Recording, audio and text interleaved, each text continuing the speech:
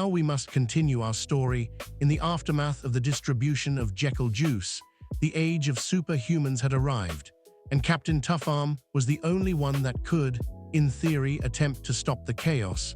The first was the anthill. His real name was Anthony Hill, a loudmouthed, ambitious small-time hustler from the streets of Boise. He was one of the original Dilio riders who stayed loyal to Mufasa even after he turned into a rat man. When Rat King Mufasa started pushing Jekyll Juice hard through the crew, Anthony was among the very first to volunteer. "I ain't trying to be normal no more," he said right before downing an entire glowing purple can in one go. "I want to be a force." The transformation was immediate and horrifying. Anthony's body began to swell and crack. His skin turned rough and sandy brown. Millions of tiny ants poured out of his pores, swarming across his form and fusing with his flesh. His body kept growing, hardening, and reshaping until he stood nearly 9 feet tall, a living, breathing anthill in humanoid shape. His head was a towering, pointed anthill structure with glowing red eyes. His massive muscular body was made of packed sand, dirt, and constantly moving ants.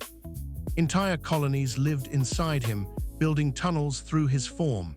He didn't just survive the mutation, he loved it.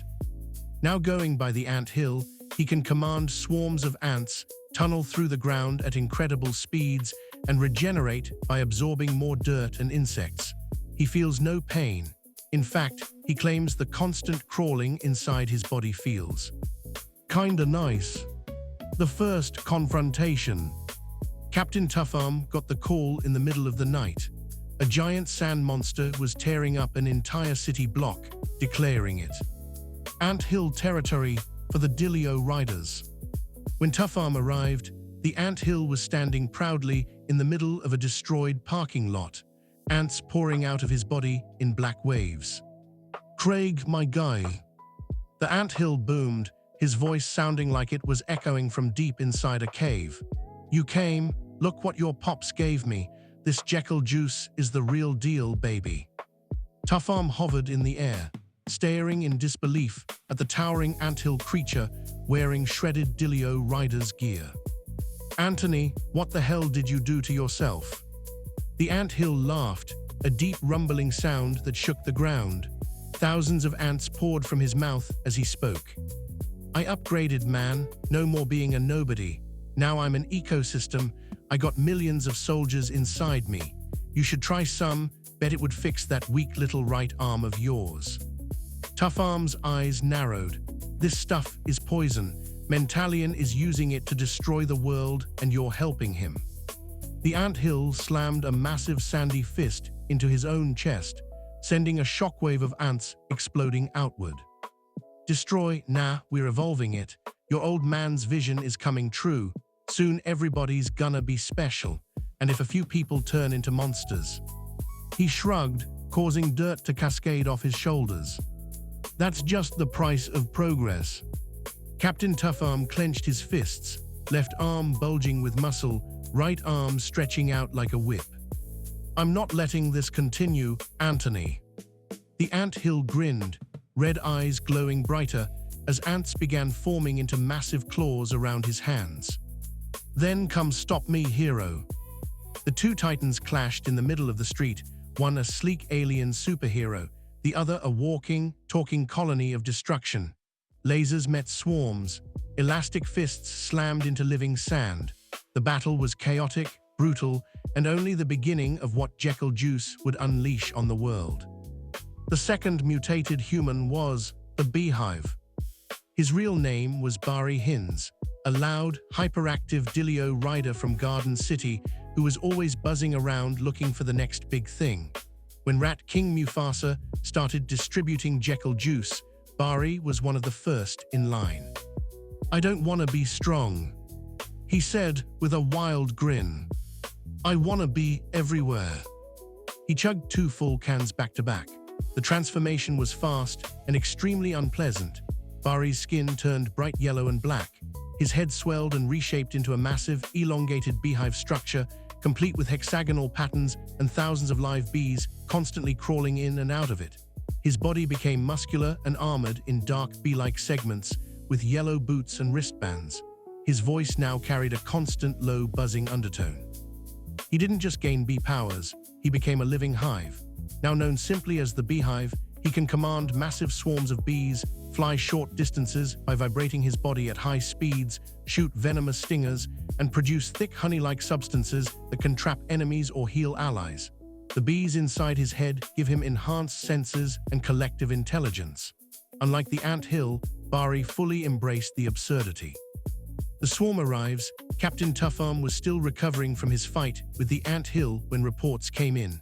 A giant bee man was terrorizing a downtown park, coating everything in thick golden honey while his swarm robbed food trucks. When Tuffarm arrived, the beehive was hovering 10 feet off the ground, surrounded by a massive black and yellow cloud of bees. "Craig, my favorite superhero." The beehive buzzed happily, thousands of bees echoing his voice. "You gotta try this stuff, bro. I used to be just Bari, now I'm the beehive. I got a whole nation living in my head." Tuffarm landed, staring up at the grotesque, yet energetic creature. "Bari, your head is a beehive." "Exactly, best upgrade ever." The beehive grinned, honey dripping from his mouth. "Your dad was right. Jekyll Juice is changing everything. No more boring lives. Now we're all special. The Dilio Riders are about to have the strongest crew on the planet." A massive swarm suddenly shot toward Tuffarm like a living missile. Tuffarm activated his eye lasers, burning through the bees, but more kept coming. The beehive laughed maniacally as he directed the attack. "You can't fight a whole hive, man. Join us. One sip and you can have whatever you want. Stretchy arm, make it stretchier. Big arm, make it bigger."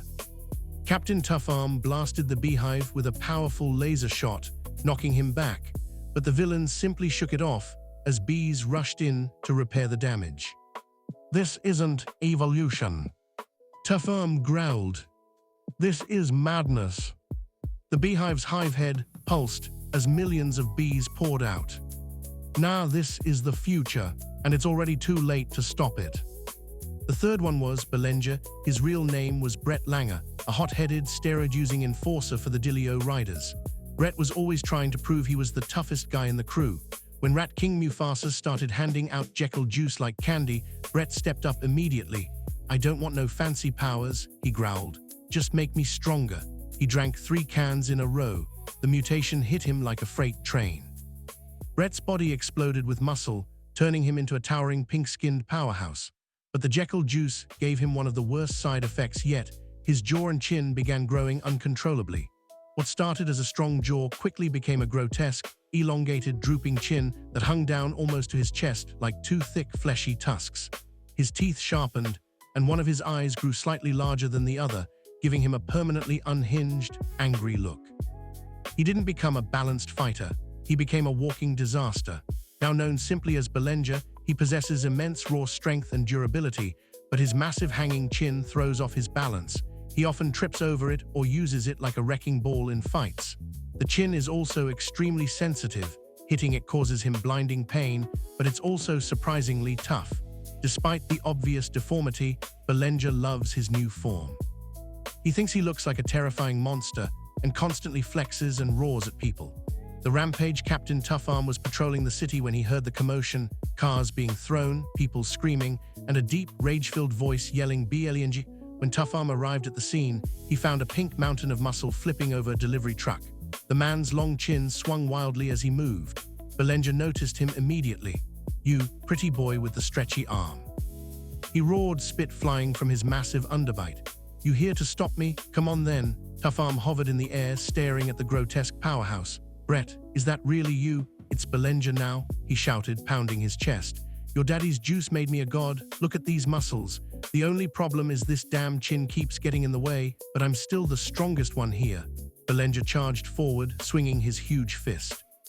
Tuffarm dodged and wrapped his elastic right arm around the villain's legs, trying to trip him. Belenger stumbled, his long chin slapping the ground hard. He let out a painful roar. Ugh, not the chin. Despite the pain, he grabbed his own hanging chin like a whip and swung it at Tuffarm with surprising force, nearly knocking the hero out of the air. Belenger laughed maniacally. "This juice is the best thing that ever happened to me. I used to be just another guy, now I'm a freak show with muscles." And there's a whole lot more coming. Captain Tuffarm realized with growing dread that this was only the beginning. Every new person drinking Jekyll Juice was becoming more unhinged and powerful than the last.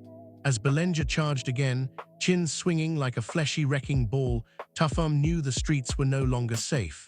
The age of monsters had officially begun. The fourth one was Billy Bombs. His real name was Billy Bombardo, a wild-eyed, explosive-obsessed pyromaniac who had been a low-level Dilio rider for years. Billy always loved things that went boom. Fireworks, M80s, homemade pipe bombs, you name it, Billy had blown it up. So when Mufasa started handing out Jekyll Juice, Billy didn't even hesitate. "Give me the strongest shit you got," he told Mufasa with a crazy grin. "I want to make the whole world explode." He drank 4 cans straight. The mutation took hold almost instantly. Billy's body didn't change much on the outside. He kept his wild curly hair on the sides and bald top, but his mind and hands became something terrifying. He gained the ability to turn almost anything into an explosive. Cars, streetlights, trash cans, even a random sandwich could become a powerful bomb with just a touch and a thought.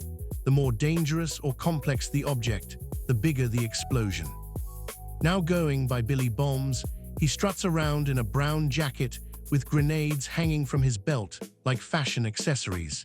He's become one of the most unpredictable and destructive members of the new Dilio Riders. The bombing begins. Captain Tuffarm was flying over the city when multiple explosions rocked downtown. When he arrived at the scene, Billy Bombs was standing on top of a destroyed fountain, laughing maniacally while turning park benches into ticking time bombs. Billy Tuffarm landed, staring at the unhinged man. "It's Billy Bombs now, hero," he shouted, his wild hair blowing in the explosion wind. "Your old man's juice is the best thing that ever happened to me. Watch this." Billy casually picked up a discarded soda can, squeezed it, and hurled it across the street. The second it hit the ground, it detonated with the force of a rocket launcher, flipping a police car. Tuffarm barely dodged the blast. "You're going to kill innocent people," Tuffarm yelled. Billy grinned ear to ear, eyes wide with pure chaos. "That's the point. Everything's better with explosions. I can turn anything into a bomb now. Your stretchy arm, bet I could make that detonate. Your big daddy arm, one touch and boom, fireworks." Billy reached down and touched the concrete sidewalk. Cracks immediately began glowing with green energy as the entire section turned into a massive landmine. Captain Tuffarm charged forward, wrapping his elastic right arm around Billy in an attempt to restrain him. But Billy just laughed and slapped his hand on Tuffarm's arm. A small blinking explosive formed instantly on the hero's stretchy limb. "Tick-tock, hero." Tuffarm quickly stretched his arm out long and flung the bomb away before it detonated, but the message was clear. This new wave of Jekyll Juice freaks was getting more dangerous by the day. As more explosions rocked the city and Billy Bombs danced through the smoke laughing, Captain Tuffarm realized the horrifying truth. The age of superhumans wasn't just coming, it had already arrived. The next one was BlowChamp. His real name was Chad Blowman, a loud, cocky, beach-loving gym bro and longtime Dilio rider. Chad was always the guy flexing, talking trash, and trying to show off. When Mufasa started distributing Jekyll Juice, Chad jumped at the chance. "Bro, hook me up with something that'll make me legendary," he said, pounding his chest. "I want to blow minds, literally." He downed an entire bottle in one go. The mutation was fast, ridiculous, and extremely powerful. Chad's body bulked up even more, giving him a massive barrel chest and powerful lungs. His most dramatic change, he gained the ability to blow with hurricane-force winds. He can exhale powerful gusts of air strong enough to flip cars, knock down buildings, or create tornado-like blasts. The downside, he has almost no control over the power, and every time he talks, yells, or even breathes too hard, he accidentally blows everything around him.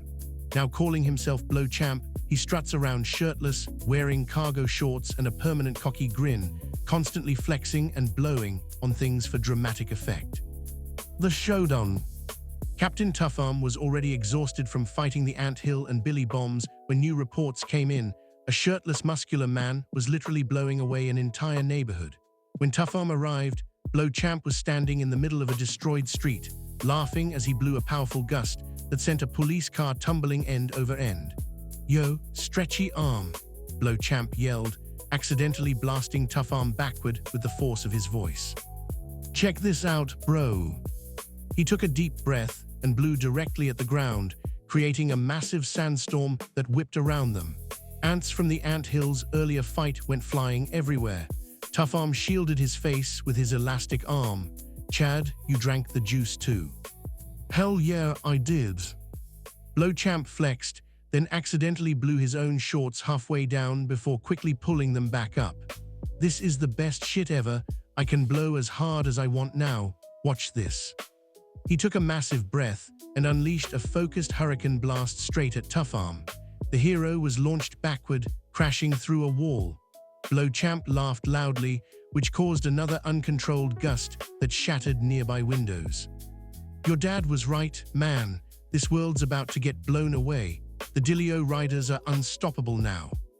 Captain Tuffarm floated back up, covered in dust, looking more and more frustrated. "None of you understand what you're doing. This isn't power, it's chaos." BlowChamp grinned, already inhaling for another massive blow. "Chaos? Nah bro, this is entertainment." Then there was Dr. Philip Buttock. Before the madness of Jekyll Juice, Dr. Philip Buttock was a licensed therapist operating out of a small office in Connecticut. He was smooth-talking, well-dressed, and completely unqualified for the chaos he was dealing with. By pure chance or terrible luck, he became Captain Tuffarm's personal therapist. Craig would show up to sessions confused about his lost memories, his alien origins, his gangster rap father, and the tiny angry general that was born from his crotch. Dr. Buttock would usually just nod, say, interesting, and bill him $250 an hour while offering generic advice like, "Have you tried yoga?" or "Maybe write your feelings in a journal." He was terrible at his job.